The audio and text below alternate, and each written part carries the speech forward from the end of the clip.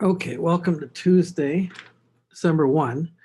As you can see here, I wanted to hang on to November. I almost wrote Monday down, but it is actually December. And so we are starting to think about wrapping things up. Let me take you on a little tour of the website just to let you know what's happening. I'll share that screen with you. I'm in the basement where the washing machine is. So if you hear some grinding or whirring, that's just the washing machine in the background. Okay, back to here. Okay, let's look at the whole picture right here. We're in week 14. I just want to show you, just either gratifying or scary how many things we've done so far. We're down here in week 14. I'm going to pump that up so you can read it a little closer. And these are the last few things I have to do. Okay, let me check that. Thank you for pointing that out. My microphone is on and working. Now, sometimes I have the same problem. It's possible that you don't have your speaker turned up. Try that, Jacob. Make sure your speaker is turned up. Or try some other audio on your computer. How are you? Are you picking up my voice, Kyler?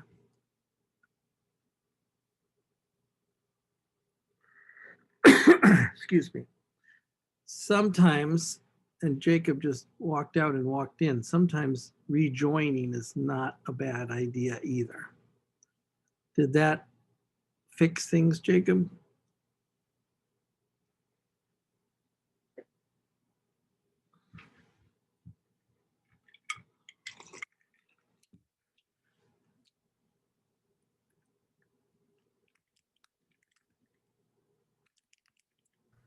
There we go. I got it fixed. Okay, very good. Perfect. It's sometimes hard to predict what's breaking what. So Yeah, it was on my end. Sorry about that. no problem. I've had things I had turned down or turned off many times. Let's go back to the website here. So here we are in week 14. I don't want to get to week 16 and then start to say, oh, time to prepare for the exam. I mean, you're preparing now. And your exam is in week 16. It's going to look exactly like week 8, pretty much exactly like week 8. We're going to have class on Tuesday and Thursday. If I go into week 16 right here, you have a homework you're going to submit on Wednesday, December 16th. That's your last homework and XYZ homework. So we'll have class on Tuesday, any reviewing, any problems you want to do. You hand in that homework Wednesday night, and about the time you hand in that homework, I will post the exam Wednesday night. So on Thursday, when you come to class, you'll have that exam in your hand. And you can ask whatever questions you like. We won't do exam problems, but you might find problems in the book or homework that are similar to exam problems. So the format is kind of be same as first exam. I haven't written it yet. So if you want to ask questions like how many questions, what the question's about, stuff like that. Well, the questions are about chapters 6, 7, 8, and 9. So just the chapters after the first exam. I got a little typo there, completed exam 2. I'll fix that. But you're just focusing on this chapter since the first exam. And I can see 5 or 6 questions I have made up my mind, looking like the questions from the previous test, looking like homework problems. So it's from section 6.1 all the way through chapter 9. Today we're going to finish chapter 8 and open up chapter 9, section 9.1. Now, what homework are you working on right now? Let's keep an eye on that. You're working on homework number 10, that's due tomorrow. Then you can download homework 11, work on that. You have sections to do. I remember we had like not a week off really, but a 2-week time to prepare this 8.1 through 8.6. I know that's a lot of sections, but we gave you 2 weeks to complete that because of the Thanksgiving break. And by the way, I hope you had a nice Thanksgiving break. So then we'll go back on 12.9 to just 4 sections there and 3 sections the next week, I think.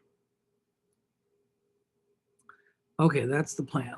Let's look at week 14 in particular. And right now we're just going to do one more sweep of the quadratic functions, show you kind of some of the things that you could use them for. Some quadratic functions, they lines are simple, you say, and then quadratic functions one step up. But there's a lot of practical applications for quadratic functions. In particular, it's kind of the first time you can talk about a minimum of something or a maximum of something. And we'll do some examples and show you that. Then after the break, we'll come back and introduce the exponential functions. Okay, that's the plan for today. I know for certain we're going to have to draw something on Desmos, so I'm going to open up a window to draw something on Desmos, just in case. And let's get going. So for the second exam, are we still going to get something through Google Drive, or is it just going to be uploaded as like a final exam for Delta? No, it's going to be, and I deliver the first exam to you, just like the homeworks on Google Drive. So it's going to be a link on my website, and the link is going to take you to the exam paper, just like the link takes you to the homework papers. No, I mean like when they're graded. Oh, when they're graded, yes. So you're going to hand them in. Let me think about this on a Friday night. I have to hand in grades to Delta College by the following Tuesday, and all classes are taking exam at the same time. So I will work to turn it around as fast as I can. I do not think I will turn it around before that Tuesday. But after I grade everything and get your final grade report and final grade ready, I will put them into your Google Drive folders and I will tell you that they've been posted. Yeah, so you can go and collect them just like you have collected everything else. That's a good question because as the end of the semester comes, I will leave that Google Drive folder open for maybe a week or so after. Maybe I'll set some time, like universal time, like those folders will be open till December 31st. But if you want your papers, I recommend you do keep your old papers. You go and get them downloaded out of there. So maybe you've already been doing that. So after December 31st, and I got to turn things around and go on to the next class. So I will destroy those papers. So if you want a copy of your papers, grade reports, stuff like that, make sure you download it. Of course, make sure you read through the exam graded, make sure I added the points right, make sure I put it in your grade report right. We can always fix mistakes. If I make a mistake, I can always fix that. You just got to let me know that I goofed something up. So exam 2, graded. That's a good question. And final grade reports.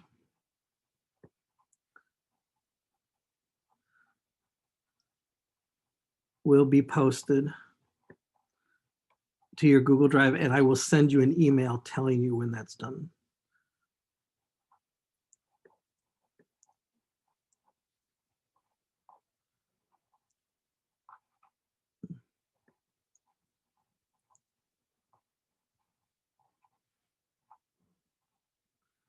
That's a very good question. Yeah, so any of these wrapping up the semester questions you have, just keep throwing them at me. So let's look at applications of quadratic functions. And before I do any practical applications, let's just remember what the generic quadratic function looks like. And remember this key point about any and all of these quadratic functions. Every number here tells you something. Make sure you get everything you can out of those three numbers, A, B, and C. For example, if the A is greater than 0, you know this thing opens upwards. And if the A is less than 0, you know it opens downwards. You could ask, what happens if the A is 0? Well, if the A is 0, you got a line. If the A is 0, you got no piece right here. So I'm just interested, A greater than 0 opens upwards, A less than 0 opens downwards. Okay, step number 2. The C is an important free point because the C is the y-intercept. C is always where you cross the y-axis because the y-intercept is a point when x is 0. When you put in x equals 0 here, you immediately get y equals c. The point 0c. So whether a parabola opens upwards or downwards, whether it crosses the x-axis or not, that crossing place is always 0 and c. That crossing place is always 0 and c. So that's an important free point. Step number 3. I haven't said what the B does for you. The B helps you locate the center of the parabola. And so you should remember this formula for your vertex. The vertex is the most important point on the parabola. It's the center. It's the middle, whatever you like to call it, of the parabola. And this is on your handouts as you prepare for the test. You know, this being an unusual semester, you're going to be taking the test, you're doing the homework with all these handouts technically in front of you. Don't even have them on the website. I would print them out just so they're at your fingertips. So on one of my handouts, I gave you this very nice formula for the vertex. Minus B over 2A, that's the horizontal position. C minus B squared over 4A. That's the vertical position. So this is the point that's the center on the parabola. Just to remind you where that handout is. I'm going to go back here because it's valuable. Handouts, quadratic functions, parabola facts.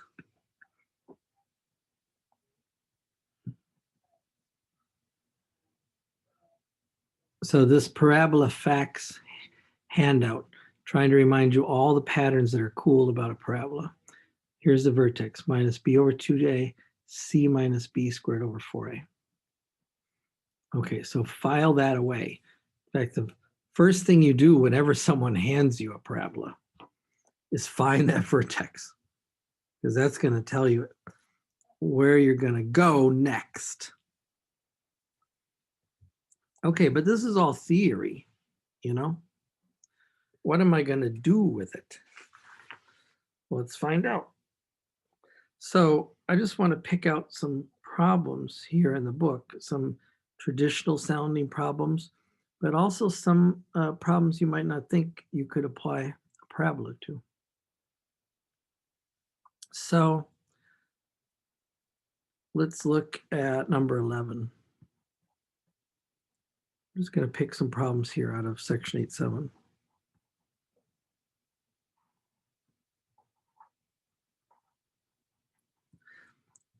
And I think I will open up the book here instead of sliding the book under the camera. So let me get the book open, log into my version of the XYZ account. And then I can just share screen to show you the problem because I don't want to copy the problem. And you have your own books and screens too. Got it. Got it. Gonna look at that. Got it. Got it. Book. Got it. Log into the book. Same login as I use on the homework. And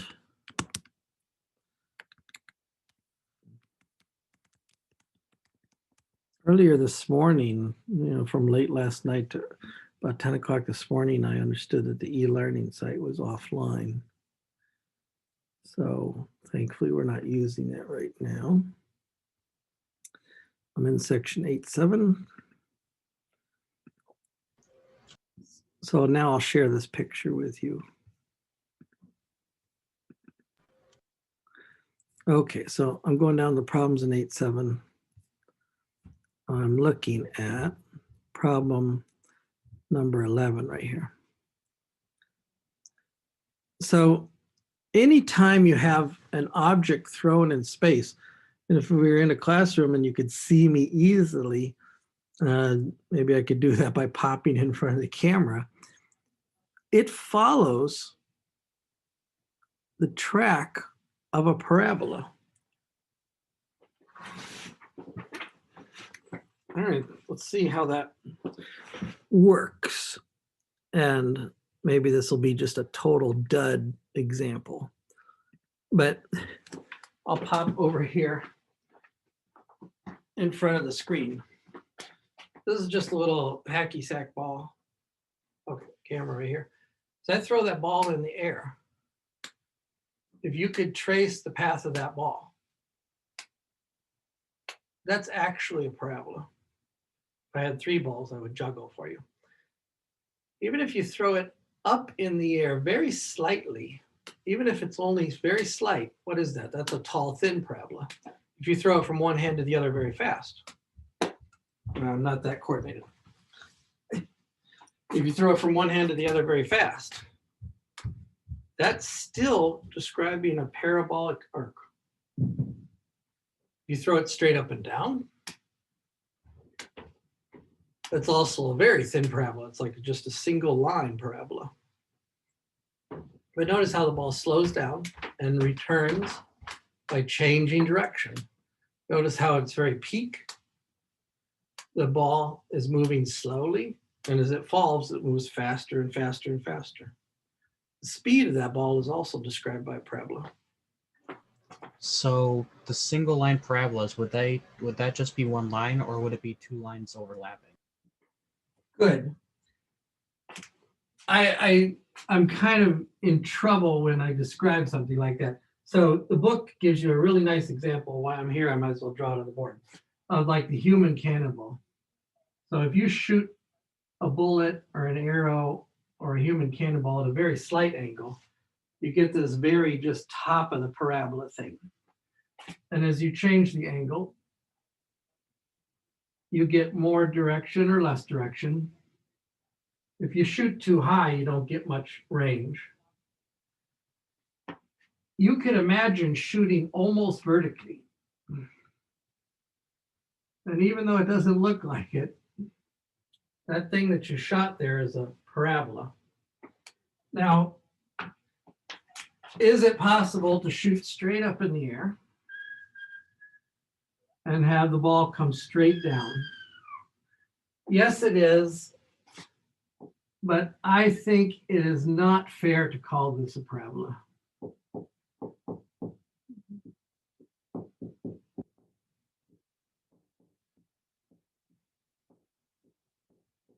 Because technically that's not a function. It's got too many values for a single value here.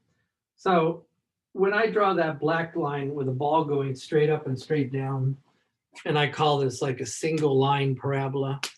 I think that's kind of me stretching the facts.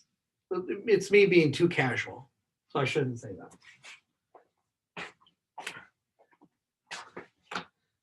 But what you could say is, as you throw that ball straight up in the air, let's say you wanted to make that ball do 80 feet. You got to pretty much chuck that ball pretty high up in the air, because you've got to set it out there going very fast at the beginning. And as it goes up, it's going to slow down until once it reaches that top, it actually turns around. Now I'm drawing the arrows differently so you can see them side by side.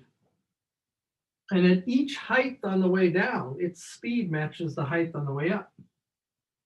So that by the time the ball comes back to you on the ground, yeah, it's moving pretty fast. In fact, it's moving the exact same speed as you threw it up with. Now, there's all kinds of variations on this that are kind of funny. Like outside of my front yard, I had a dead branch on a tree. So that dead branch was out of reach of me. It was out of reach of my rake, my ladder. It was out of reach of my tree trimming stick. What I did is I took a softball and I tied a rope to it. And I thought I was going to throw the softball over the dead branch, catch it, and then pull it down. The problem was, even though that dead branch was only about 40 feet above me, and I could throw a softball 40 feet, and I enjoy playing softball, but as I threw that softball and it dragged the rope behind it, by the time it got to be about 20, 25 feet in the air, it was not only the softball, but it was the weight of the rope. And I could not throw that softball over that branch. So I just had a rope that was a little bit too heavy. So my wife just said, give up and let it fall. So I think it's still hanging there. Even that was a form of a parabola. Okay, let's go back to the paper. So would the ball have more resistance if you're throwing it at an angle or if you're throwing it at straight up? It's the same resistance. I'll return to my drawing. It's the same resistance either way, because once you release the ball, and this is like being in physics class right now, once you release the ball, there's only one thing happening to the ball, and that is gravity is pulling it down. And gravity is always pulling things down at the same rate. You know, there's a force due to gravity, and it doesn't depend on whether it's a softball or a bowling ball or a human. Gravity is always pulling you down at an ever increasing rate, and that rate is about 9.8 meters per second every second that you're in flight. If you want the King's units, 32 feet per second every second. So the first second, you're going to drop 9.8. You're going to be going 9.8 meters per second. Then you're going to accelerate as you're going down. So whether this path is shooting out or shooting down, your object is falling at the same rate. Now, I don't know if you enjoy archery or something like that, or even if you enjoy target shooting. You think of a bullet or an arrow is moving extremely fast. So they do, but that drop has to be taken into account. And if you consider people that do long distance shooting, like shooting over a mile, then they've got the drop of the bullet, they've got the wind, they've even, you got to consider the rotation of the earth at such a great distance. Because as you fire the bullet, as you wait whatever seconds it is to do that, and I'm not a long distance target shooter. I enjoy archery, but I don't know exactly how long distance target shooting works. But as you fire that bullet, the earth rotates a little bit, and that affects the shot. But just as far as gravity goes, gravity acts on all these objects the same way. Let me give you an example. Just from the book. So what I'm sharing, let's get rid of the board, is this problem in the book, which looks like that. So if you throw an object straight up in the air with an initial velocity of 32 feet per second, then its height above the ground at any time will be given by this formula, 32 t minus 16 squared. I'll write that on my paper, then we'll go back to our paper in a second. Find the times at which the ball, the object, is on the ground by letting h equals 0 in this equation and solving for it. So back to paper. If this is the height of the ball at any time t,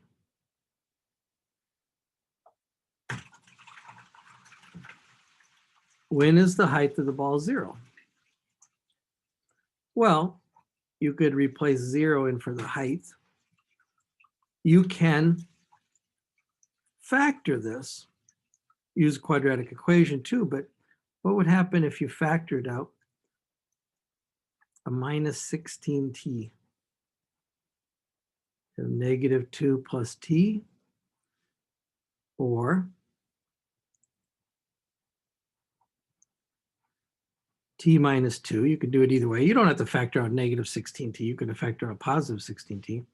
And you say to this factored thing, when is it equal to 0? Well, it's equal to 0 if t is 0. That'll make that piece 0. Or if t is 2. So if you throw a ball at 32 feet per second,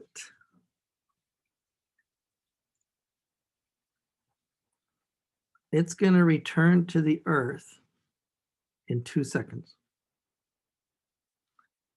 This is when you began throwing the ball. So it's not going to return to the earth in 0 seconds. Now, let's think about what 32 feet per second is. And I'm going to pull out my calculator, because sometimes we don't think in feet per second. We think rather, miles per hour, something like that, right? So is it hard to throw a ball at 32 feet per second? I don't really know unless I convert to miles per hour.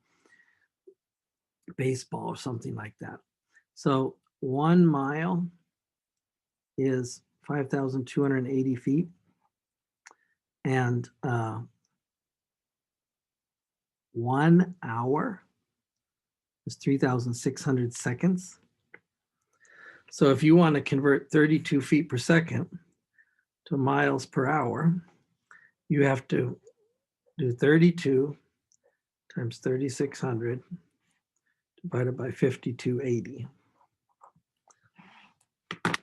So I'm just curious what that is. 32 feet per second does not impress me as very fast. Clear. 32 times 3,600 divided by 5,280. That's just 21 miles per hour. No, that's not very difficult at all. So 22 miles per hour, if you like. What is, I'm just wondering, can I go the other way? What number would produce 100 miles per hour? Could I throw the ball at 100 miles per hour? Some people can, I can't. Not too many people can. They're usually professional baseball players. So 3,600 times x divided by 5,280. We would reverse that process. We would multiply both sides by 5,280 to cancel out that. We divide both sides by 3,600. How many feet per second is 100 miles per hour? 100 times 5280 divided by 3600.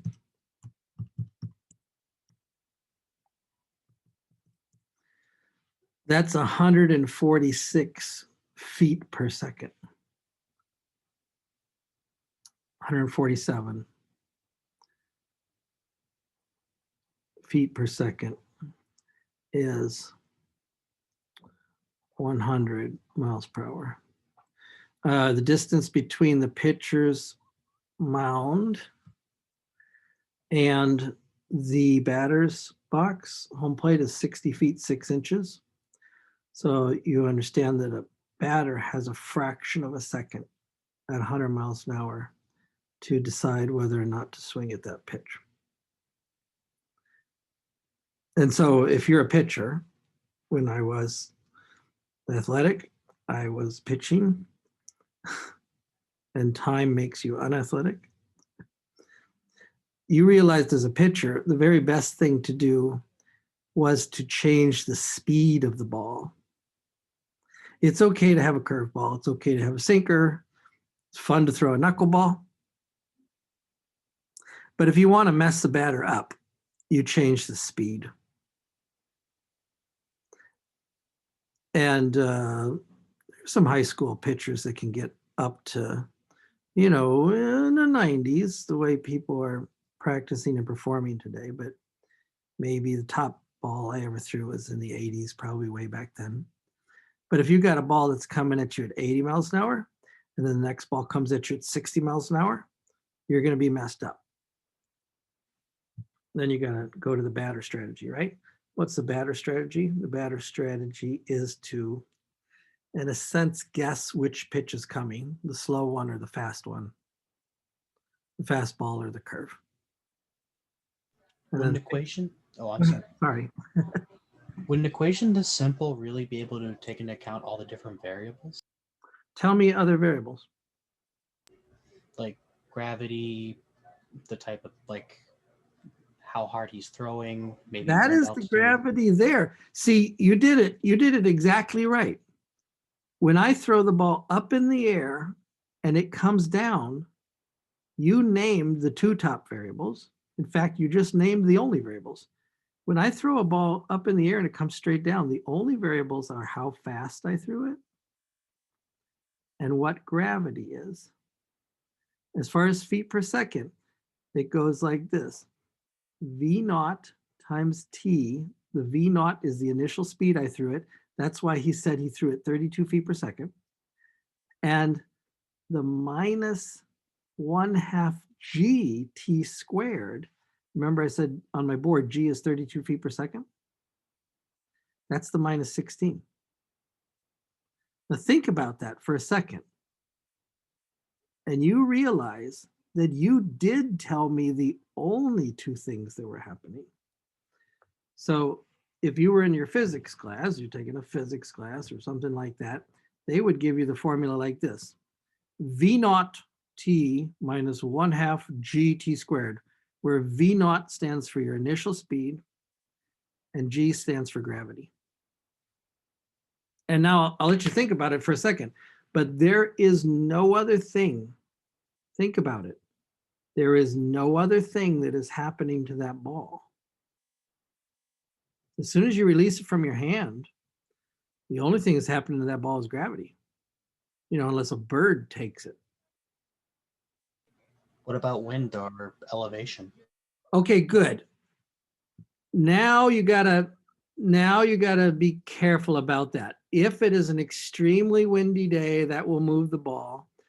If the ball is spinning and there is atmosphere, that will make the ball curve. The pitchers know this too. And then this equation, I admit, will become more complicated. So when you write down something like this, you usually add neglecting air resistance. If I'm just throwing a bowling ball up in the air, or even a baseball, near to the surface of the earth, unless it's an extremely windy day, the air resistance is not very meaningful. Now, if I was throwing a wiffle ball in the same wind, the air resistance would be significant. So here, you're right. I am assuming that there is negligible air resistance. And I'm also assuming the ball is not rotating. This is not, I don't mind you asking this question at all. What's another famous sport that I'm terrible at? It's golf. When you hit the golf ball, with a driver, how does the golf ball go? Does it go in a parabola? Absolutely not. Why? Because when you hit the golf ball with your driver, depending on how you hit it, you can impart a terrible, terrible spin to it. And the ball's got these dimples, and the dimples are like grabbing the air in a sense. So when you see a pro hitting a drive, sometimes it looks more like this. Takes off, rises, and then comes back down. That's not a parabola. That taking off kind of thing is the spin that's on the ball. And if you watch people playing golf, people know what they're doing. You can see them, from 100 yards out chipping onto the green. That ball has got so much spin that it lands and does what? Rolls backwards.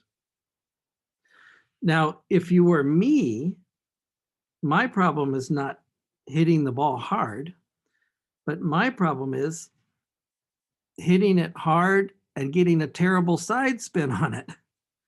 So when I hit the golf ball from above, it looks like this. The pro hits it from above, looks pretty much straight. Me hitting it from above looks like that. My ball might fly 200 yards in the air, probably more. Unfortunately, I got this horrible slice, and the ball only lands about 125 yards from where I hit it. Most likely due to incorrect hitting, not when the driver hits the ball.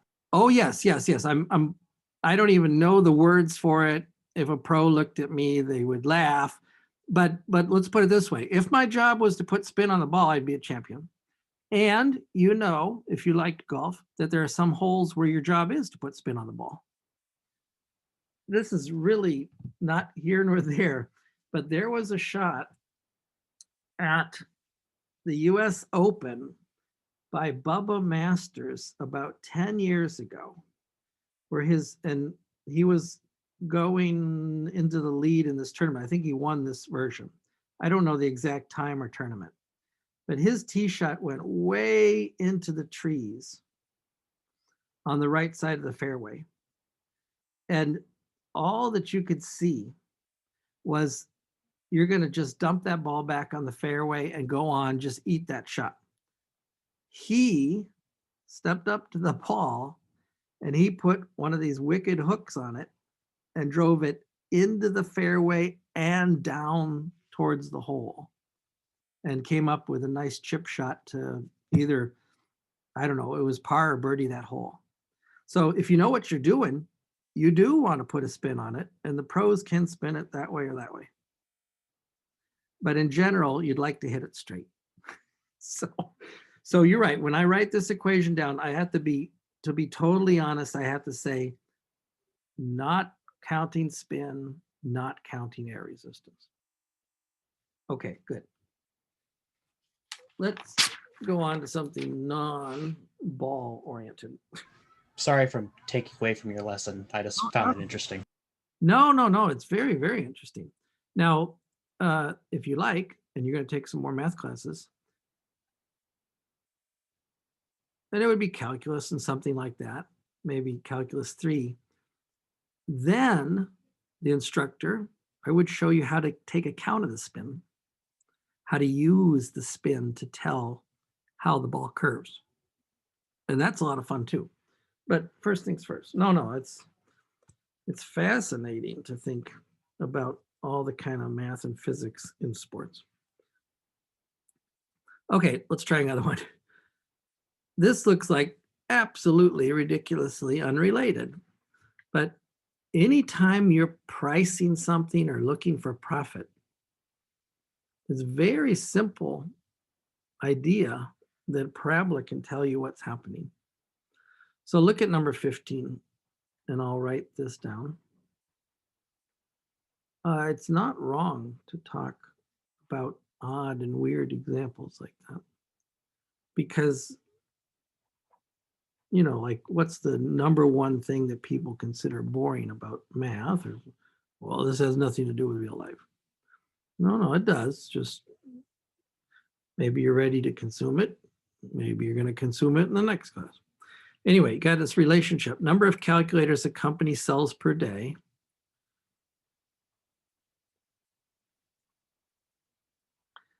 And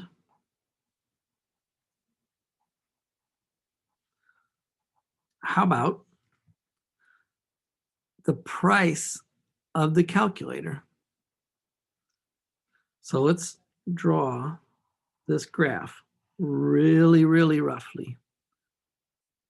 Price times 100 subtracted from 1700. That'll be the number of calculators I sell every day. What does that equation mean? What does it mean in this picture? Well, let's think about this. If I price my calculators too high, it's very likely that I'll sell very few of them, right? So what would too high be? When would X be 0? That would be 1700. Oh, sorry, I should go to my paper. My fault. I am on my paper. I always was on my paper. Okay, so I'll go back to the book in a second. So when will X be 0? If divide by 100, P is 17. So these are cheap calculators, like calculators at Walgreens that just are like solar powered and just 4 functions, a little bit more. They're saying if you sell those for $17, you're not even going to sell any. No one's going to want that for $17. On the other hand, what if the price was 0? You're thinking you're going to sell 1700. Now you could say, if the price is 0, why don't I sell infinitely many calculators? Well, you can't make the price 0. You don't have infinitely many calculators. What happens if the price is $1? Then you're selling 1600. If the price is $2, you're selling 1500. I'm just describing a rough prediction that says the bigger the price, the less calculators you will sell. Now let's go to the book. So if that's the case, that the bigger the price, the less calculators you sell, what price would you set if you wanted to make $7,000 a day? Okay, that's revenue. What's revenue defined to be? Number sold times what? The selling price. If you make the selling price $10, then you got 1700 minus 1,000. You got 700 for calculators sold. So if you make the selling price $10, you're going to sell 700 calculators. And that means the revenue is going to be 7,000. Well, that's kind of ridiculous. I just hit it by guessing. How would I turn this into a formula? Let's let revenue be the number sold. That's the X. And the selling price, what's the selling price? Solve this formula for price. x plus 1700 equals minus 100p. Divide both sides by minus 100. P equals, we'll make this a little bit lower. And I'm back on You're my, still sharing your screen. yeah, sorry, back on my paper. Solve this equation for P, and I'll subtract 1700, excuse me. Could you run through that, what you just did one more time? Good, yeah. Because I was in between screens.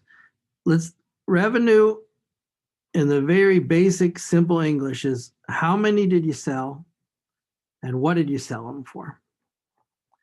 So if I sell the calculators for $10, I'm gonna only sell 700 calculators according to this formula. If I sell the calculators for $10, I sell 700 calculators, I make $7,000. Now that's what the problem asked. When do you make $7,000? And I found out by guessing. I feel kind of guilty. So I'm saying, could I make a formula? Instead of guessing my way to the answer, could I make a formula for the answer? Well, the number sold is the X. And what's the selling price if I sell that many? I will solve X equals 1700 minus 100p. I'll turn that inside out. I'll solve it for P. Okay, that means X minus 1700 is minus 100p. I divide both sides by minus 100. I could say, I could multiply top and bottom by 100 if you like. You don't want to see that minus sign at the bottom. 1700 minus X divided by 100 is P. I could divide 100 into both of these. 1700 divided by 100 is 17. Minus X over 100 is minus 1/100th X.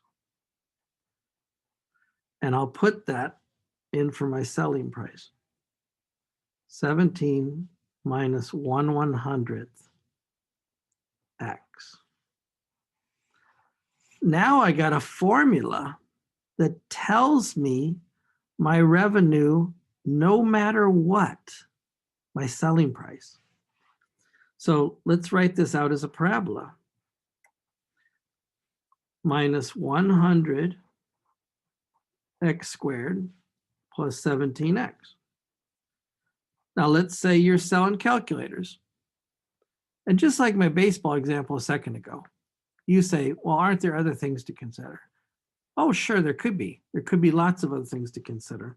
What kind of calculator, what features, is it on sale? Is this Black Friday or is this whatever?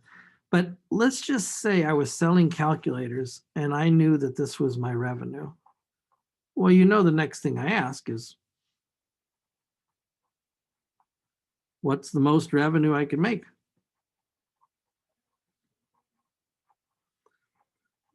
And then I say to myself, oh my gosh, it's an upside down parabola. If I could find the center, that would be as high as I could possibly go. And then you say to yourself, oh my gosh, I have a formula for the center. What's the formula? Minus b over 2a, comma, c minus b squared over 4a. That's going to tell me how high this parabola goes. That's going to tell me my maximum revenue. Now, what do I got to write in here? I got to admit that c is 0. Okay, so c is 0. And now I'm going to subtract b squared. 17 times 17 is 289. You can run that on a calculator. Divided by 4 times a. Now a is minus 1/100th. So 4 times a is 4 over 100 minus 1/25th.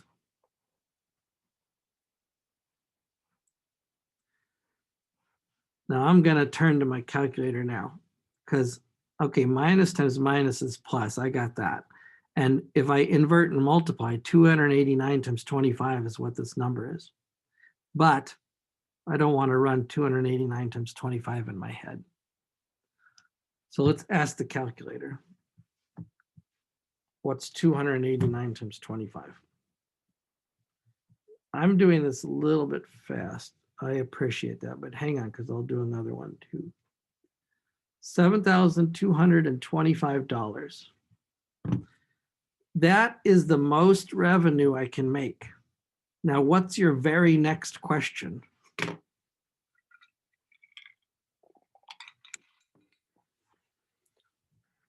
If you sell calculators, you're looking at this, wow, $7,200.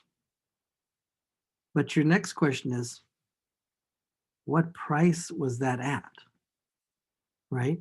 You want to make the most revenue. You not only need to know what the most revenue is, you need to know where it happened. That's the minus B over 2A. Okay, let's run that.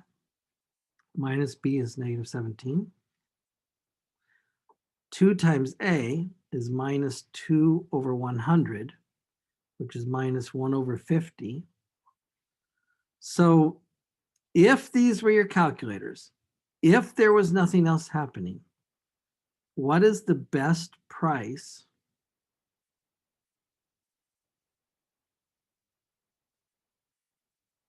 for your calculators? Now I'm going to get all upset here because my best price is 50 times 17. I don't think so. 17 was when I stopped selling calculators. So 50 times 17 can't be right. What am I screwing up here?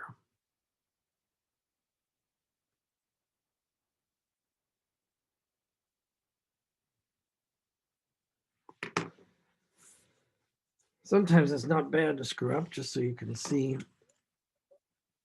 what you're not paying attention to. 50 times 17 is $850. I don't think, remember, this is Walgreens. I'm not going to sell any calculators at $850. But isn't that the vertex formula? Isn't that the B, 17? Isn't that the A, minus 1/100th? You know how we're going to fix this? I think I better graph this to make sure it makes sense. I can graph it on paper with my bare hands, or I can go to Desmos and graph it. Let's run over to Desmos and graph that. So R of X, you can even type in things like different letters, minus 1/100th X squared plus 17X. You say, where's the parabola? I say, well, we got to get some scale going on here. Let's zoom out.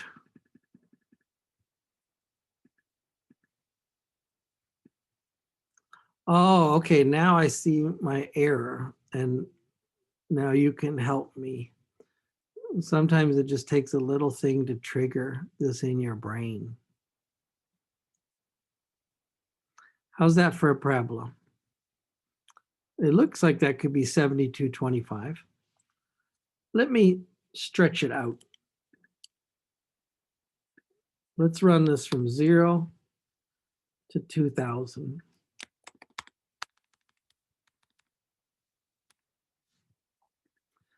And what's the high point of this parabola? It is 850, 7225. The center of that parabola is at 850 and 7225. 7225 was my maximum revenue. But wouldn't Could that be the 850? Would that be the number of calculators sold? That's my mistake. Very good. See, I was thinking that the X, I was reading the X's price, but X from the very beginning on our paper was number of calculators sold. I could go back to find the price. Now that's what I really want to do if I'm selling these, right? So if I wanted to sell 850 calculators, what would I have to make my price? And it's going to go like this. Subtract 1700 would be minus 850 because 850 is exactly half of 1700. And then divide by 100 negative. That's what confused me. So what's my price? $8.5. If I sell them for $8.50, then I'm going to make the most revenue. Okay, good. I want to show you another example here, and it's even worth the time. Okay, let's pretend you're selling calculators again. I'm going to do one more example, but I'm going to do it after the break, but let's set it up. Let's say you were selling calculators. What do you care most about? And hint, the answer is not revenue. It would probably be the lowest material costs. True, and you're hinting at it, but why would you want the lowest material cost? I'm looking for another word. Cost is very important. Revenue is very important. But there's one more word above all. If you're selling stuff, what's the number one word? You like to play Wheel of Fortune? I love that game.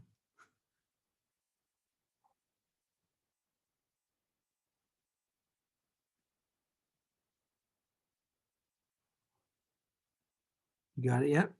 Profit. Profit is number one. Right. Do you understand that you don't care if you make the most revenue if your cost screwed you over and you lost money? So you were right to hint at the cost. But what do I really want to know? When I am selling something, calculators, shoes, socks, golf balls, doesn't matter. I want to not maximize my revenue. I want to maximize my profit. Okay, but before I do that problem, and we'll do it when we come back from the break, let's think about it. What you've discovered is that parabolas are some way the most basic thing that you should study if someone says, give me the most, give me the least. This is the first time that you could say to someone, oh, there's a formula for a maximum. Or the other way around, maybe you want minimum, like minimum cost. Oh, there's a formula for the minimum. The formula right there. Okay, let's relax for a second. You got to stretch your legs. It's just about 1 o'clock. Let's come back and do a more serious problem with profit. So back at, let's call it 106. And we'll do another one of those problems there just to show you how practical this is. And then we'll move on to some other things, but this is actually interesting. Okay, I'm going to mute my microphone while I stretch my legs.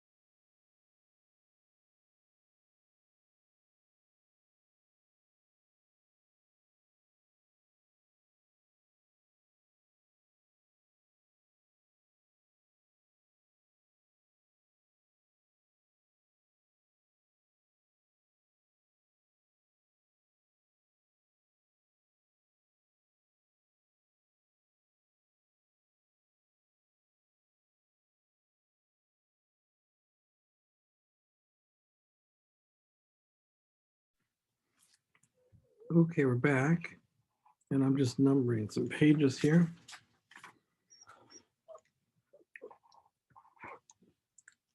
Yeah. Your questions about ball air resistance rotation are really good, and I'll tell you why. But now we'll do another example. And here's the basic idea. You got to worry about the rotation of the ball. You got to worry about the wind. I was giving you an extreme example, like long range shooting. But let's just look at it from the other perspective.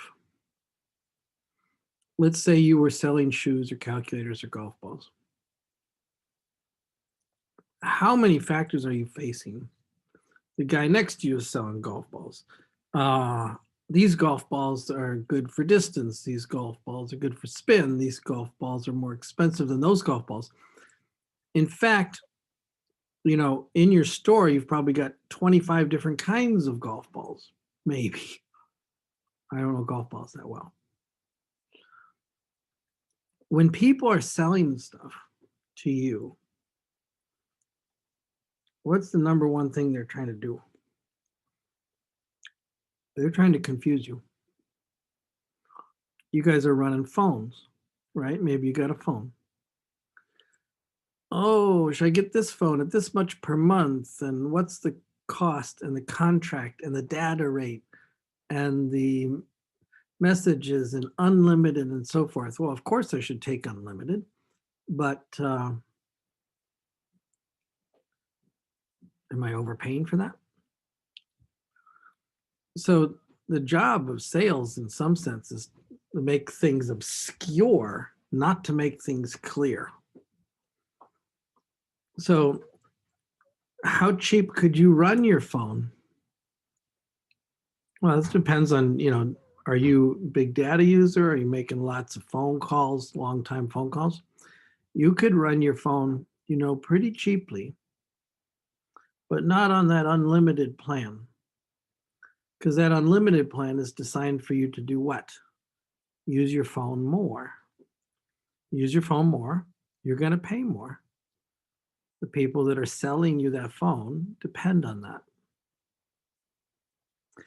So what I want to say is when somebody tries to sell you something, they're in a sense often trying to make things as complicated as possible. What does this have to do with parabola? Well, look at this graph about me selling calculators. I'm sure it's more complicated than this, but there's some basic truth in that straight line, right? I know the basic truth is if I say the price is too high, I'm not going to sell any calculators. And I can make the price ridiculously low and sell a lot of calculators, but then I won't have any revenue. So the fact that this line describes calculators I sell per day based on the price actually makes sense. Even if it's simple, it makes sense. The fact that this parabola describes revenue actually makes sense. It might be simple, but it makes sense. So what should I do if I'm running a business and I cannot possibly keep track of all the things that are happening? I got to simplify. I got to say, this is my best guess at the price. And my best guess is based on this idea of high price means low sold, low price means low revenue. The straight line, the parabola, they're actually,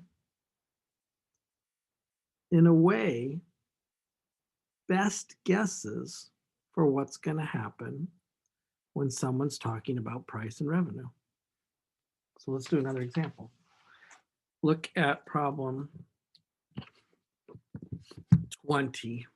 I'm just going to stay right here in this book right here, but then we're going to move on to something else after this problem. Slide up to problem 20. Suppose a company manufactures and sells picture frames every month. They make X picture frames. And the cost, I'll write this on my paper and then I'll switch to my paper. This is example 8.7, problem number 20.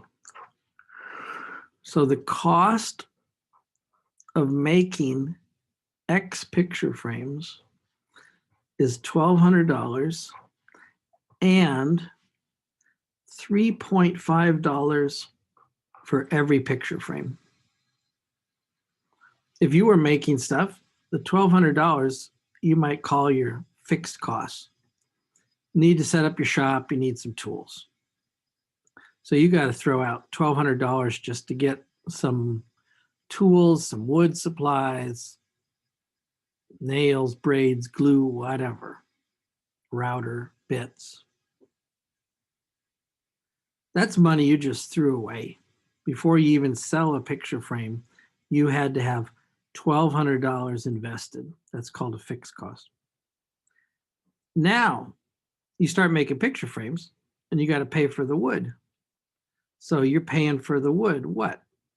Maybe $3.5 wood, glass, nails to stick it together, hangers. Maybe that's $3.5 for every picture frame. Now you also notice that your revenue depends on the number of picture frames you have. And I'm writing this down, then I'm going to switch to my paper. The revenue is 9x minus 0.002 x squared. This is definitely a problem for Desmos or calculator because I can't think in 2 1,000s. So how, this is the first question, how could you make your monthly profit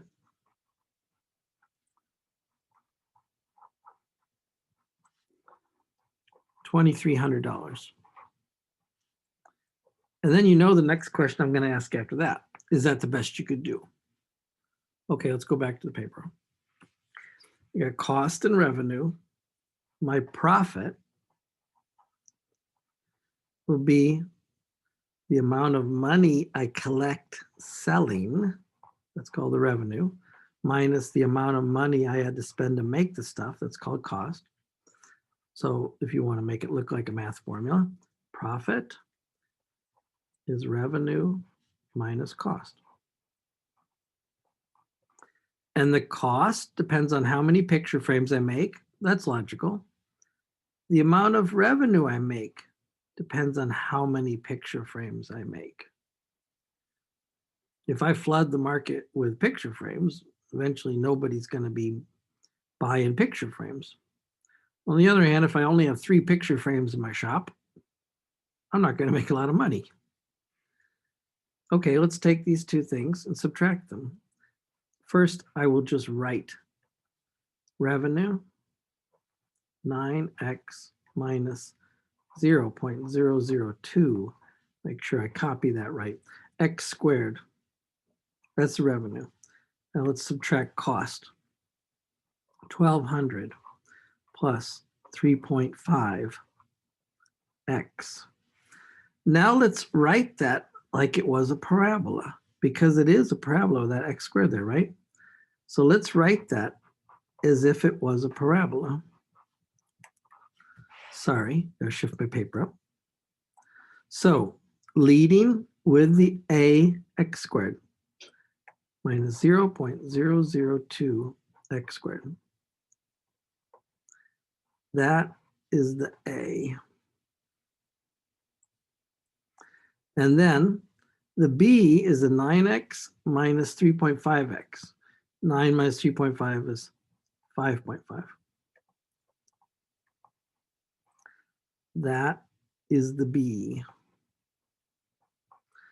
And then lastly, C, constant, no constants in here, minus 1,200 is the constants here.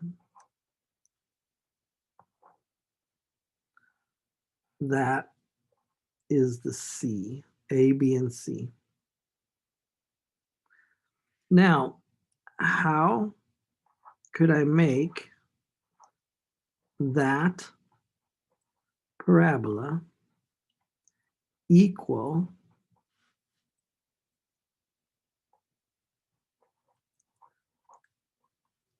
$2,300?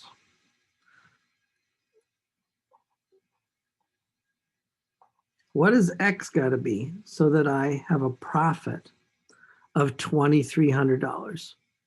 That's what the question was. Well, these have got to be goofy numbers here, but I can still deal with them, right? Let's ship this 2,300 over. 3,500 subtract 2,300 equals 0. 5.5 x minus 0.002 x squared. There's my A, B, and C now. Now I can use my quadratic formula. How does it go? I'm just going to write it in. Opposite of B. And I want to illustrate something because these are gosh awful numbers, right?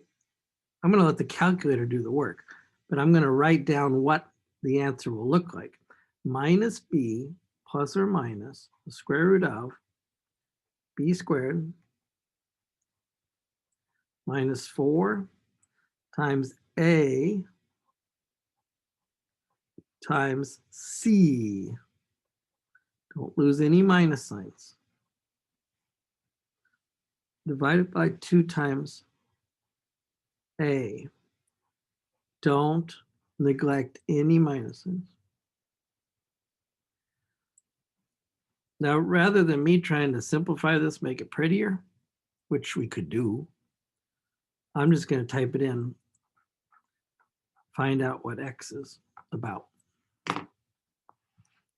So let me have this on my paper here. And I just got to type it in really carefully, making sure I get the whole numerator, right? So let me get my goofy Rubik's Cube calculator stand. Okay, got it. So parentheses around the whole numerator, minus 5.5. Let me get that sitting better. Plus, first I'll do the plus, then I'll do the minus. Square root, because I have a feeling one of them is going to be useless. 5.5 squared minus 4 times. What I really have to do now is just type in very carefully. Minus 0.002, stop, minus 3,500, stop. Of course, it's spilling across the screen.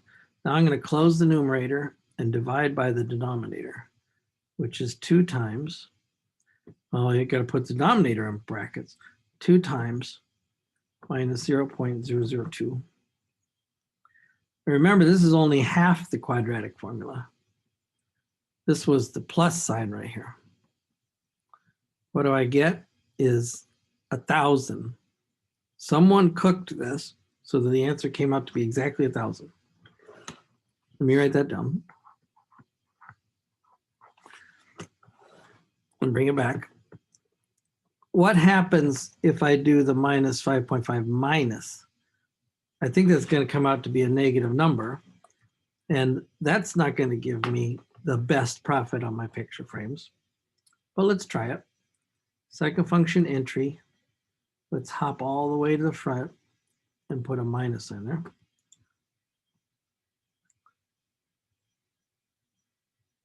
Ah, it didn't give me a minus sign. See, surprise. So you got to be saying to yourself, okay, don't always happen what you expect to happen.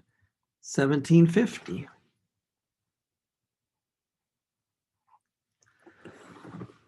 Now I want to think about this for a second.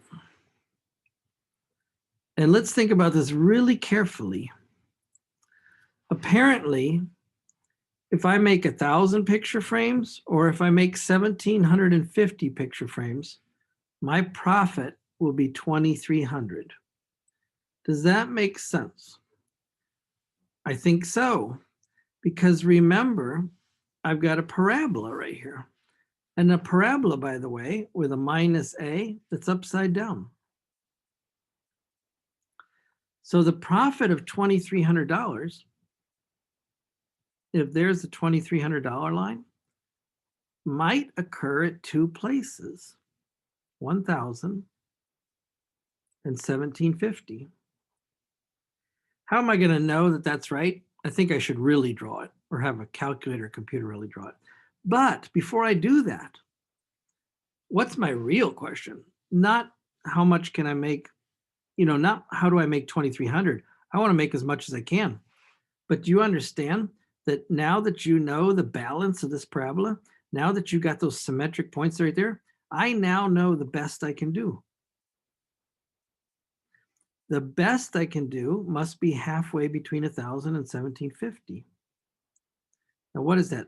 750 difference? 375 is split the difference? I bet you if I made 1,375 picture frames, that would give me the most profit. And then going back to my cost or my revenue, I could figure out like, okay, how much does it cost me to make 1,375? But let's check this out in a real drawing. This is just spitballing right here. So I'm going to take this function. Sorry, I hit the camera. I'm going to type this into into Desmos and see if I can find that middle point. But I already believe I know the middle point. I think we know it. Okay, over here, Desmos. And this time we're talking about profit. And it went like this, minus 0.002 x squared plus 5.5 x. What was the other one? Minus 1,200. This is my profit function. Notice, by the way, that with goofy large numbers, maybe the window needs adjustment. So I think my window needs adjustment here. How about 1,000, 1,500? How about running this to 3,500 or 3,000 calculators? Not calculators, picture frames. So let's run this out to 3,500. That's probably more than I need. Yeah, that's more than I need. What about at 1,000? At 1,000, do I make $2,300? Yes, I do.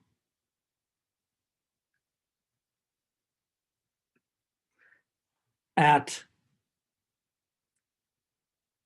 1,750, do I make $2,300? Yes, I do.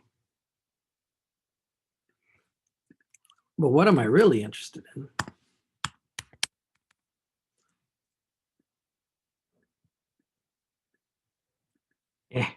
Sorry. I'm interested in the highest profit, which Desmos automatically searches for. Tells me the highest profit is when I make 1,375 picture frames, just like I predicted based on these 2 points. Do you see why parabolas are valuable? The symmetry leads you to the high point or the low point. And what will be my profit if I make 1,375 picture frames?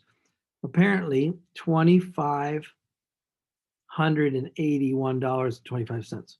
So $2,581. Now, I don't know if these are real picture frames or not. And the problem said monthly.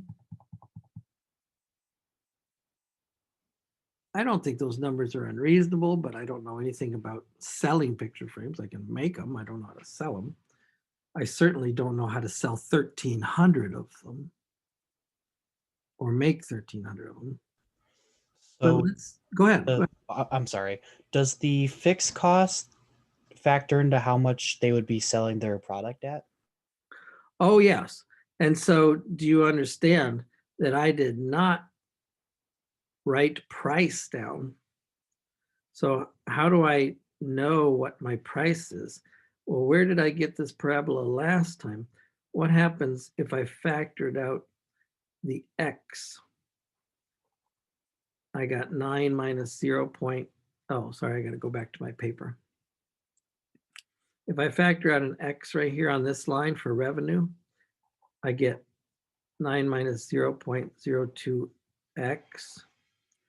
Now, what is that? That's that line.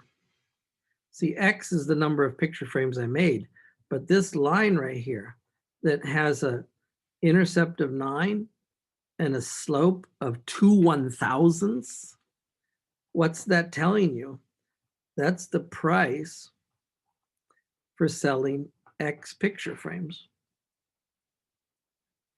So if I want X to be 1375, now that's 1375 is going to be out here somewhere. How much am I going to set the price for? Remember, revenue is number you sold times the price you sold it. So if X is 1375, what price is that? 9 minus 0.002 times 1375. I think I'm going to run that in my calculator. 9 minus 0.002 times 1375 means you should be selling these picture frames for about $6.25. That might sound cheap for a picture frame, yeah? Well, it depends on what picture frame you got. You know, is it one of those plastic ones that you slip the picture into at Myers? Is it a nice wooden one? No, not a nice wooden one. But that's for these picture frames. Now that person who makes these says, okay, I worked backwards. I found my maximum revenue. Then I found out how many I need to make to get the maximum revenue. Then I went back to the revenue function and said, what should I set the price to make that revenue, to make that profit? That's how they could work backwards. Now, if you were, you know, again, people manufacture these things on a scale of thousands and thousands, not even 1,300, but you make those plastic acrylic picture frames probably by the million, right? But you better be certain that they know what their price ought to be. And then you got a lot of other things to factor in, like what's the cut of the store, you know, what's the shipping cost, many, many, many things to factor in to cost just besides fixed cost. Fixed cost could include distribution, possibly, but I think fixed cost is basically set up the shop. Distribution would depend on the number of things you're distributing and how far. So you can make this fancy, fancy, fancier, but in the raw, simple description, you just found the best price to sell your picture frames at to make the most profit. So parabola is actually a realistic way to estimate things like this. And people actually do it that way.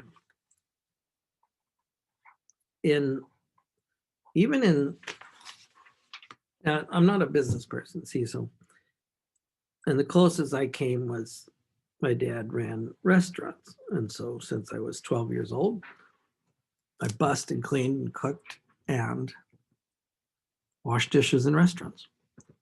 I never want to do that again. It put me through college. I'm grateful for that. That was darn hard work. So I'm not on the business side, but I could tell you any number of places in the science, engineering, math side. Sometimes the simplest answer is the best answer. You can't take account of all the variables, so you look for the simplest answer. And the simplest explanation is sometimes the best explanation. Have you ever heard of Occam's razor? Maybe in a science class, physics, astronomy. Occam's razor, basically this, you could go look this up online now. Occam's razor was like a rule of thumb, a little parable, a truth. And it goes like this. If you have two explanations for something, the simple explanation or the fancy explanation, and both explanations fit the facts, choose the simple one. The simple explanation is more likely to be true than the overcomplicated explanation. So go look this up. Among equally valid explanations,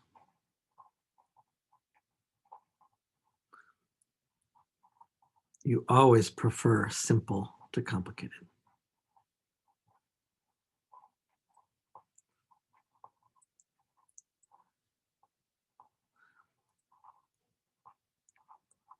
And you live this in your everyday life.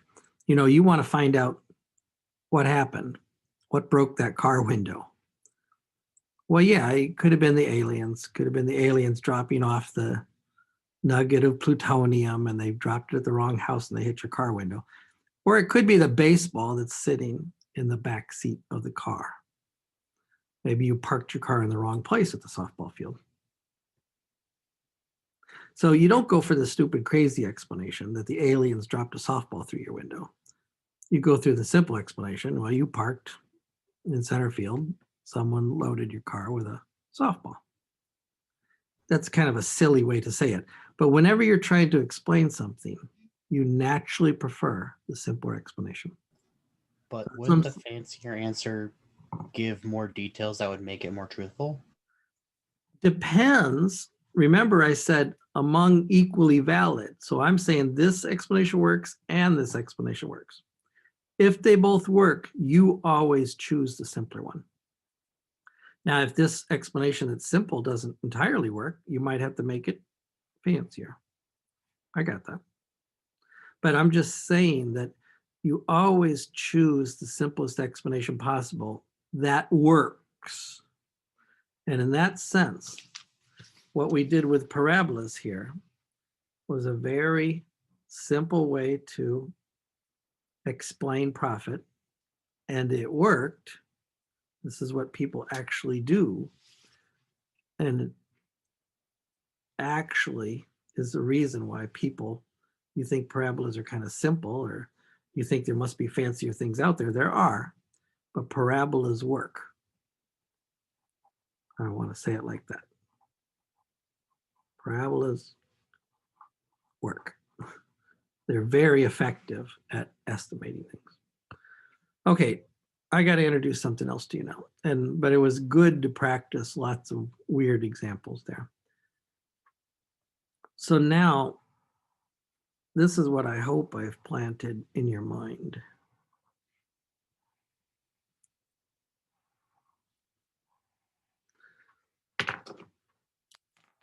Oh, gee, we drew a lot of lines at the beginning of the class. We talked about lines. We talked about where they crossed.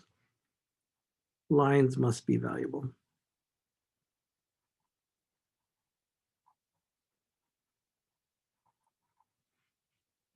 Now we've done several examples where we had parabola here, parabola there. I didn't do any examples of minimums. Maybe we ought to find an example of a minimum sometime. But parabolas can explain things. Parabolas must be valuable.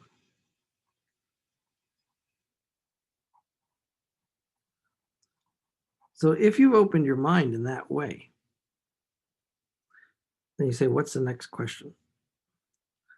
The next question is, are there any other valuable things? Are there any other valuable functions? Think of a line as a function. Put a number in, get a number out. Think of a parabola as a function. Put a number in, get a number out. Put a number in, get a number out.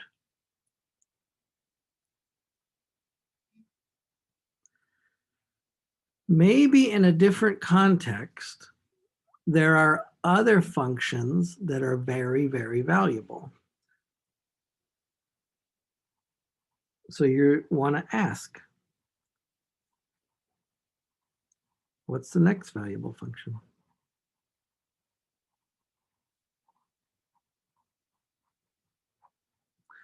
And I want to go back to our website because remember, I have highlighted this a couple times that I gave you this drawing and it's right here. It's always been in our handouts.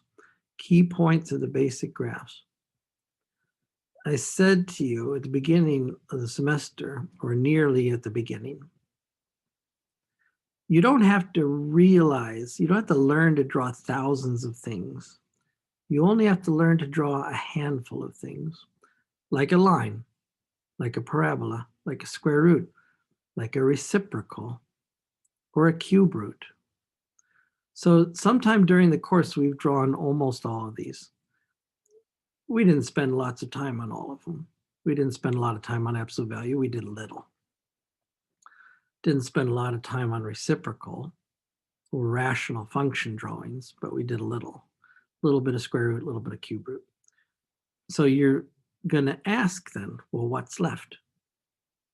And what's left, this is the subject of chapter 9, are these last two functions in the corner. The exponential function and the logarithmic function. These functions are like, what's the next cool function?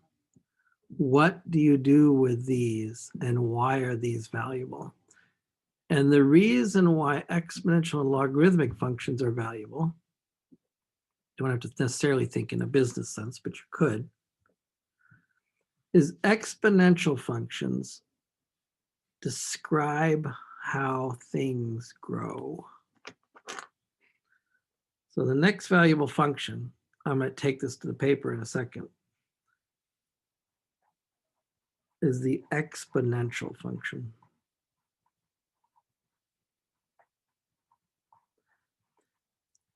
And it's valuable. Exponential functions are valuable because they describe how things grow. And when I say grow, I mean money in a bank account, rabbits on an island, bacteria or mold on a piece of bread. Do you see how mold on a piece of bread works? Well, hopefully you don't have a lot of examples of this in your refrigerator, but there might be just a little green dot on that piece of bread one day, and you look at it and say, should I eat that? You say, I'm not hungry right now. You throw it back in the refrigerator, you come back the next day, there's a noticeable green dot. You throw it back in the refrigerator, and a third of that bread's covered in mold. And it goes on until you run out of bread. You could do the same thing with money. You could do the same thing with decaying. You take the cup of coffee out of the microwave and it's at 160 degrees if you reverse this graph. But 5 minutes later, it's at 100 degrees. 5 minutes later, it's at 80 degrees. Now, the temperature in your house, kitchen, maybe the temperature's at 70, your thermostat. Temperature of that coffee is never going to go below 70 if your house's thermostat is set at 70. You're not going to come back later and see the coffee frozen in the cup unless your furnace isn't working. But do you see, exponential measures how things grow, or if you go from the other side, how things decay. radioactive elements if you're in a science course, temperature of a coffee or a pizza or something like that. Money in your bank account even grows exponentially, just grows exponentially extremely slowly. Along with the exponential graph is this other graph called the logarithm graph. And the first thing you notice about the logarithm graph, I don't know if you've ever used the word logarithm before. If you haven't, don't worry about it because we'll explain it. But the first thing you notice about this logarithm graph, forget it, don't say, what does log 3x mean? Don't worry about it right now. The first thing you notice about the picture, though, even if you've never seen this before, do you see the picture kind of looks similar to the exponential graph? Kind of looks sideways. See how an exponential graph is kind of flat and then grows through the roof? Exponential graph is kind of vertical and then shoots out the door. In fact, if you look at it a little bit closer, do you see I've highlighted 5 points on this exponential graph? I'll show you these points in a second. In some sense, the exponential graph is not as beautiful as a parabola because it's not symmetric, but you don't have to be symmetric to be beautiful.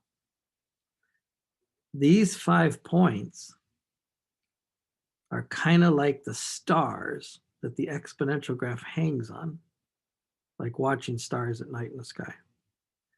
And do you look at the logarithmic graph? Do you see the same 5 stars?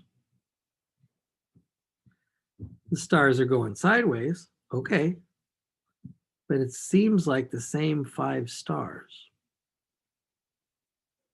So let me tell you what an exponential graph is. Let's draw one on paper. So I got this idea.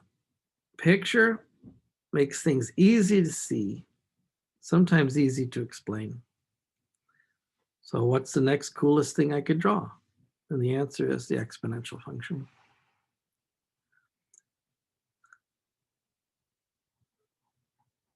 Some function like a number raised to a power. We've been doing it the other way. We've been doing x squared, x cubed, x to the 1/2 square root of x. We've been raising the variable to a power. What if we did it the other way? Raise the number to the variable, 2 to the x, 3 to the x, 1/2 to the x. What kind of picture does that produce? Let's try it out. In the space of this paper right here, I just have a little paper left and a little bit of time left. Let's think about that function called 2 to the x. That is, you put a number in, you get a number out. Now, what happens if I put the number 1 in? That would be like easy to put in. What is 2 to the 1 power? Everybody would call that 2. 2 to the 2 power? Everybody would call that 4. 2 to the 3 power? Everybody would call that 8. But you can go the other direction too. What about 2 to the 0 power? When we were talking about exponents earlier in the class, we said anything raised to 0 power is equal to 1, as long as that thing is not 0 itself. We explain negative exponents. 2 to the minus 1 means 1 over 2 to the 1, which means 1/2. 2 to the minus 2 means 1 over 2 squared, which equals 1/4. Okay, I've collected a lot of numbers, but sometimes you lose the truth by just looking at the numbers. Let's draw this. I'm going to mark some ordinary scale on here, like 3. I don't think I'll even need quite that much. -3. I don't have to write a number on every mark. I don't even ask you to do that. Just give me at least one number so I can tell what all the other marks mean, right? 4, 8. That's fair. Now let's start to lay down the numbers. When x is 3, 2 to the x is 8. And you see a cool pattern almost immediately. When x is 2, 2 to the x is 4. When x is 1, 2 to the 1, 2 to the x is 2. When x is 0, 2 to the 0 is 1. Do you see this cool pattern? And you could read it two ways. Do you see that every time you take a step to the right, you double how much you got? Double 1, give me 2. Double 2, give me 4. Double 4, give me 8. That doubling is from the 2. You could say it in terms of the mold on the bread. Every day you come back, there's twice as much mold. Well, that's quite believable if you got the right humidity and temperature conditions in your kitchen. You could also say it this way. Do you see that every time I take a step left, I cut it in half? Left, 8 becomes 4, then 4 becomes 2, then 2 becomes 1. So you could predict the next dot even without looking over here at the table. If I got 1, take a step left, I better be at 1/2. -1 and 1/2. Oh yeah, that was one of my points. Take another step left, -1, and you go a step left, you get -2, you get a quarter. Oh yeah, that was one of my points. Take another step and it gets out of hand. -3, I get -1/8. That's really hard to draw. But what I do, if I could go on forever, and I cannot go on forever to the right because I run out of space. I can't go on forever to the left because it's so small I can't even credibly draw it. But let me just be the best I can artistically. I'm just going to gently flow from one point to the other. Same advice as I gave you when we drew parabolas. Just gently flow from one point to the other. And this is the famous exponential shape. These dots, these 5 central dots, kind of hang this shape. You can add more, but those 5 central dots get you started. Now that's 2 to the x. If you did 1/2 to the x, what you would find, and you can go back and do this yourself while you're relaxing the rest of the day, you'd get all the same dots, and they'd be flipped over. They'd be kind of backwards. And what would this represent? This would represent the temperature of the coffee in your coffee cup cooling to room temperature. And sometime in the future, maybe 3 hours from now, your coffee is going to be exactly room temperature. Maybe just a tiny bit higher, but you won't notice it. When it came out of the oven, it might have been extremely hot. But you know, when you pull the pizza out of the oven, the pizza cools off quickly. Pull the pizza out of the oven and you just dive right into it. Of course, you're going to burn the roof of your mouth. But even if you wait 1 minute, 2 minutes, the pizza is going to be at a reasonable temperature. These are exponential functions. They are very good at predicting how things grow or decay. And that's our last assignment in chapter 9.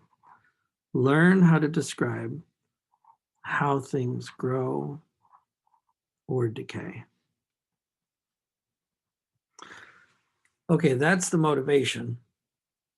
You can dive into it, but right now you're wrapping up last week's homework. You go and do that. we'll come back and we'll draw some more of these and show you some fancier ones. I mean, how does this compare to money in your bank account? Well, it doesn't. If you want to do money in your bank account, you're going to need a fancier function. But it is an exponential function. And then you get fancier from there. But we'll talk about that next time. Okay, you guys go relax, have a good day, draw some pictures, graph it on your calculator, graph it on Desmos. Never a problem to pull out Desmos or calculator just to see what's happening. Picture is worth 1,000 words, right? Okay, you guys have a good day, relax, and I'll see you on Thursday.